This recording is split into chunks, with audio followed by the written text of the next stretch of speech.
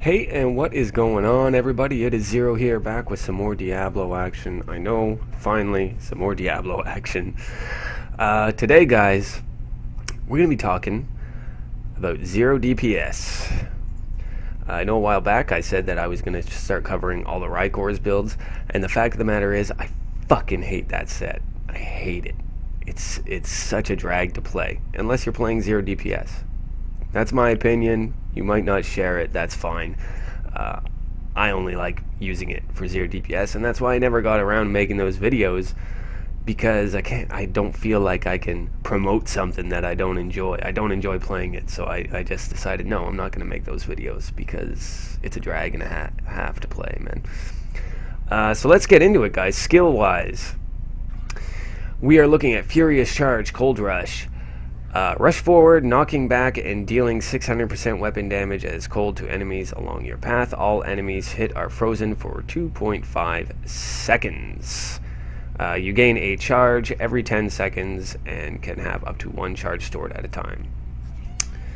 Ancient Spear, Rage Flip. So Furious Charge is going to be our main means of mobility. We have a specific role as a Zero DPS character, and that role as a Zero DPS BARB is going to be to scout forward and bring things together. So the monk has a short range pull, you have a much larger range pull. So your job in terms of getting things together is to scout ahead and pull trash and elites to the spot where your group is going to be dealing its damage. So generally speaking, you'll run in and you'll find your elite pack, and the monk will start doing pulls on that, and your demon hunter or witch doctor or wizard, whichever one you have in with you, will start doing their damage, and you need to jump ahead and pull in more elite packs. And your other job is also telling the group where to go for the most part. If you see that there's a better spot for the engagement to be happening, you can tell your group, okay, go here and I'll pull the stuff that we already have with us, kind of thing. And Furious Charge allows you to move extremely quickly across the map, and that's why you need it. Ancient Spear, Rage Flip. This skill is going to be your pull. You're going to shoot a spear and shit's going to come flying back. And you're going to be using this constantly. You want to be using this whenever possible on everything around, especially if you have a wizard and not a witch doctor. If you have a wizard, you really want to keep mobs off him. Aim at the wizard with this thing so that you can pull mobs that are going towards the wizard away from the wizard. You don't want your wizard to die. Ideally, you're going to have a witch doctor, though. Ground Stomp. Smash the ground, stunning all enemies within 14 yards for 4 seconds. Enemies hit have a 10% chance to drop a health globe. This is a very big deal. Health globes is another part of your job as the Zero DPS BARB. You want as many health globes as possible, and you want to be picking them up for your group so that your group is getting healed by them as much as possible. The monk is doing a bunch of healing. You want to supplement the monk's healing with health globes, and this not only applies to stun, but it gives you a ton of health globes. Threatening Shout with Falter. Shout with great ferocity, causing enemies within 25 yards to falter and take 25% increased damage from all sources for 6 seconds. So you want to be using this as much as possible, at least every 6 seconds, on the mobs that the rest of your group is engaging. Ignore Pain. This is a must. You cannot do this without it. If you're running Zero DPS BARB and you do not have Ignore Pain, you are doing it wrong. Mob Rule. Reduce all damage taken by 50% and gain immunity to all control impairing effects for 5 seconds. Allies within 50 yards also gain 25% damage reduction and immunity to control impairing effects for 5 seconds. So this is a huge deal. All of a sudden your entire party cannot be put under anything that controls them. No CCs. So this is a huge deal. So this is something you have to take into account whenever you're charging forward, looking for more trash and elites. You have to keep Ignore Pain under consideration. You can't be gone away from your group for too long, because if you are, Ignore Pain is going to be gone. So you need to go forth Scout, pull shit, come back, and drop Ignore Pain back on your group, and then continue doing whatever you need to do. If you need to just be pulling enemies into the group, or scouting a little more, or whatever, do that, but make sure that your group always has Ignore Pain. And also, if you have a wizard and not a witch doctor in your group, you have to make sure that they're in range of Ignore Pain when you pop it. Otherwise, they're going to be very susceptible. Warcry. Veterans Warning. Unleash a rallying cry to increase armor for you and all your allies within 100 yards by 20% for 120 seconds. Increase dodge chance by 30% while affected by Warcry. So this is just another way of you supporting your group. You're giving them way, way, way, way, way more toughness with this. You want to be popping it all the time. Basically, with this build, you want to be popping everything all the time. You're going to have a ton of cooldown. Shit's going to be coming off cooldown over and over and over again. Just keep popping it. Whenever anything's off cooldown, just do it. Passives, guys. Inspiring Presence. The duration of your shouts is doubled. Okay, so that's our Warcry. That's a shout, right? Or threatening shout, whatever. The duration of your shouts is doubled. After using a shout, you and your allies within 100 yards regenerate 3% of your maximum life per second for 120 seconds. Your shouts: Battle Rage, Threatening Shout, Warcry. So we got Threatening Shout, Warcry, doubling the duration. So this jumps up from 120 seconds, obviously doubled. And this is a really big one. Threatening Shout jumps up to 12 seconds. That's huge. Nerves of Steel, Fatal Damage, instead reduces you to 15% life for 3 seconds. Afterward, you take 95% reduced damage and are immune to control impairing effects. This can occur every 60 seconds. Honestly, in the 90 zone, this probably won't even be going off that much because you're so freaking tanky. But definitely above 90, you're going to want this. Superstition, reduce all non-physical damage by 20%. When you take damage from a ranged or elemental attack, you have a chance to gain 2 fury. Pound of Flesh, when you are healed by a health globe, you gain 2% life regen per second and 4% increased movement speed for 15 seconds. This bonus stacks up to 5 times. Makes you extraordinarily fast, which is definitely what you want in this build. You want to be able to move around like lightning, man. Okay, on to the gear, guys. So, this is definitely different than ZDPS has been in the past for the Barbarian. We are now using Rykor's set. Okay, we are using the gloves, the shoulders, the chest piece, and the pants. We want to make up the 4-piece set. The 2-piece reads Furious Charge, refunds a charge if it hits only one enemy, so that's a huge deal. Comes down to your mobility. You need to get those charges back so that you can keep just charging and scouting and moving like a bolt of lightning. 4-piece Furious Charge gains the effect of every rune and deals 300% increased damage. You're not really fussed about the damage, more about all the runes. It's good stuff, right? If you don't know, we could go into this. So we get increased damage. We get recharge time is reduced by 2 seconds for every enemy hit. This effect can reduce the recharge time by up to 10 seconds. Generate 10 additional fury for each enemy hit while charging. The Cold Rush, of course. And store up to 3 charges of Furious Charge. Furious Charge damage turns into lightning. Okay? So, in terms of rolls, you're really just going to go straight tank, except for your gloves. Your gloves, you're going to want some attack speed, crit chance, and cooldown. This is the name of the game here, guys. Crit chance and cooldown every single place you can get it. We need crit chance. Crit chance is going to help us generate more health globes. And as I said before, health globes is what's going to help you help the monk and the party with healing. Shoulders, strength fight, all res, reduce cooldown, and then pure tank on the chest piece and pure tank on the pants. Wherever you can get it on the secondary rolls for all this gear, go for anything related to health globe, whether it's pickup or health globes grant more life. Okay, that's what you want in your secondaries wherever you can get it. Obviously, it can be easier said than done. You know, sometimes you're going to have to roll something different.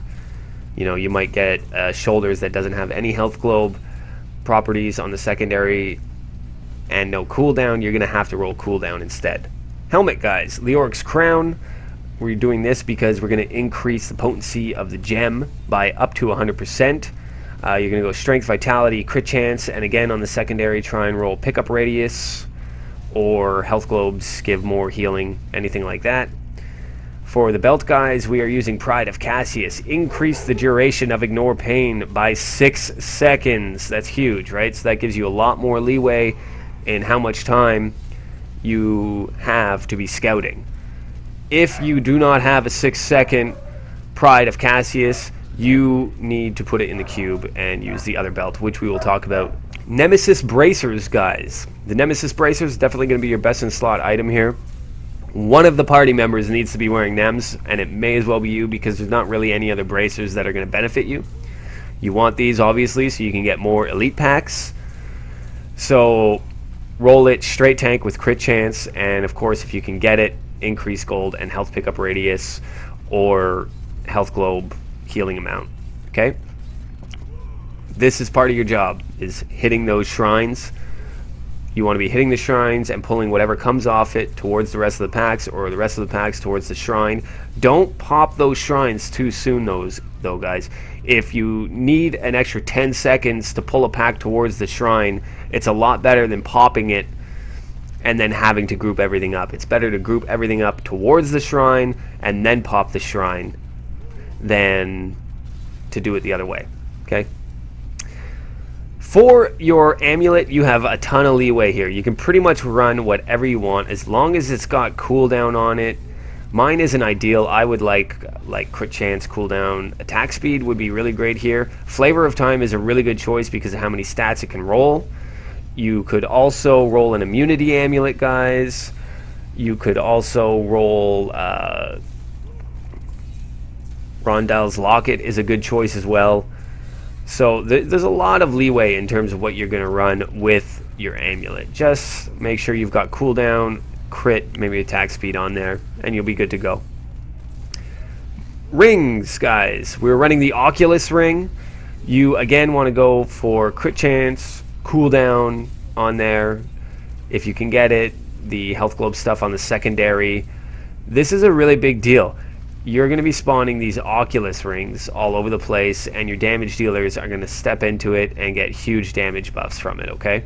So this is why you're running Oculus ring. Remember, you don't need to be doing any damage. You're just there to buff the group. We are running Obsidian Ring of the Zodiac for even more cooldowns. Again, you're going to go make sure there's crit on this. Obviously, there's going to be cooldown and attack speed. So what you're going to be rolling off is the resource cost reduction, okay? Boots, guys, we're going to be running Illusory Boots. You could run something else here if you wanted to, but really best in slot is Illusory Boots. You move unhindered through enemies, try and get some pickup radius on the secondary, and just roll pure tank. Mine could definitely use improving, but again, we're 0 DPS, so it's not that big a deal. Okay, weapons, guys, there's a little bit of leeway here, but we're just going to talk about what's best. Okay, we're going to be talking about the set Istvan's Paired Blades, Little Rogue, and the Slanderer. So ideally you'd be able to roll the base damage off of this and go strength, vitality, cooldown, attack speed would be great, but that's also easier said than done, guys. So just make sure you've got cooldown on there. You could even put just make sure you got cooldown on there, basically. If you can roll the base damage off into something else, do it. If you can't, don't worry about it. It's not going to be the end of the world. Make sure you throw vitality gems in both of these blades. And again, cooldown is the name of the game here, guys. You want to have at minimum, if you look at my cooldown, 62. 60 is where you kind of want to be sitting around. The higher the better, obviously. You want everything coming off cooldown quickly, like as soon as possible. You want to be able to pop anything, anytime, basically, right? Next up, what should we talk about, guys? The gems! Let's look at the gems. Gem of Infectious Toxin. Poison all enemies hit for... Again, this is depending on the rank of your gem. Weapon damage over 10 seconds. All enemies you poison take 10% increased damage from all sources and deal 10% less damage. This is what you want. It's not really about the first thing. It's about the second thing. That 10% increased damage and 10% less damage. Okay? You're going to be running I can't even speak. Gogok of Swiftness, Obviously, you guys know I can't speak. Lots of you like to point out that I say a lot. I know I do. I just can't help it. Deal with it, bro. Go Gawk of Swiftness, guys. More cooldowns. Get her done. And then when it comes to the third gem, you have two options. You can either run Esoteric Alteration, or you could run Wreath of Lightning. You'll see on the top of the leaderboards that they're running Wreath of Lightning. It's definitely the better of the two to run. Gives you even way more movement speed. It's crazy. Or you can run Esoteric. If you're finding that maybe your healing just isn't up to par between you and your monk, just run Esoteric and you'll find yourself a lot tankier. So it's up to you. Run whichever one you feel more comfortable running. Okay, guys, cube. Let's talk about the cube. The cube. Where's my cube? It's over here. Okay, so we're going to be running the Solarium, and this is why you want all the crit guys. Crit hits have a 4% chance to spawn a health globe, so the more crit, the more health globes you're getting, and the more you can help heal your party. Big deal. Don't try and run it without it. I can't even say that. Chilinix Chain. Using Warcry increases the movement speed for you and all allies affected by 40% for 10 seconds. Another 40% movement speed. Huge. You are moving so fast with this build. It's not even funny. And lastly, Band of Might. And this is going to just make you even more tankier. After casting Furious Charge, Ground Stomp or Leap takes 60% reduced damage for 8 seconds. And since you are casting Furious Charge constantly, and I mean constantly, you will always have this buff up. So you will be ridiculously tanky between the healing that you're doing, the healing the monk's doing. Some of the characters might die. More often than not, you will not die. It doesn't matter what difficulty it's on. As long as you're doing what you need to do, you're going to stay alive. No big deal. This is tanky as fuck. Very crazy. So here's the deal with 0 DPS, okay? Like I said, you want to be charging ahead, scouting things out, pulling elite packs and trash into one big chunk, right? Your job is to get those pylons and spawn more elites. Keep shit off the wizard if you have a wizard and not a witch doctor in your party, because the wizard's going to be ranged. Obviously, it's not like the witch doctor, where the witch doctor gets right in there on top of the monk and starts swirling fire bats, right? Witch doctor's pretty much untouchable in that scenario. But if you have a wizard, keep the shit off him as much as you can. Obviously, your pulls are going to start wearing off on elites, but just do what you can, man. Just pull everything in towards the monk. That's your job, and scouting ahead, right? And try to keep a communication going with the group. If you don't have Discord or something going, use your banner. Use your banner to tell people where you want them to go. If you've come to a pylon and you think the situation would be better if you moved everything you were fighting towards the pylon, put the banner down. People will follow you, right? They will follow towards you because they know that that's your role. Your role is to say, let's go here and fight the shit here, not over there, or I'm going to spawn another guy. And, you know, when it comes to the Guardian, basically just keep charging the Guardian, and if he has ads, pull the ads in towards the Guardian. Don't let them go towards the Wizard or whatever. And just make sure Ignore Pain is up all the fucking time. Everything else is important. Ignore Pain is at the top of your list for helping your team. You need that on them all the time. They will die without it. Your monk maybe not, but your demon hunter will definitely go down sometimes if he doesn't have Ignore Pain. You know, if he tumbles into the wrong thing and Ignore Pain isn't up, like he tumbles into Arcane by accident and Ignore Pain isn't up, there's a good chance it's gonna fucking melt them. And the less your party dies, the better, obviously. So that's it, guys. That's 0 DPS. Group everything up, communicate with your group whenever possible, and just have fun doing high-end shit and leveling your stuff up a lot. It's great. It's a very fun to play build. It's probably one of the funnest barbarian builds there is to play, and you do no damage. That's okay. It's a party game, man. So there you have it, guys. That's 0 DPS. Thank you very much for watching. Like, comment, subscribe. Later.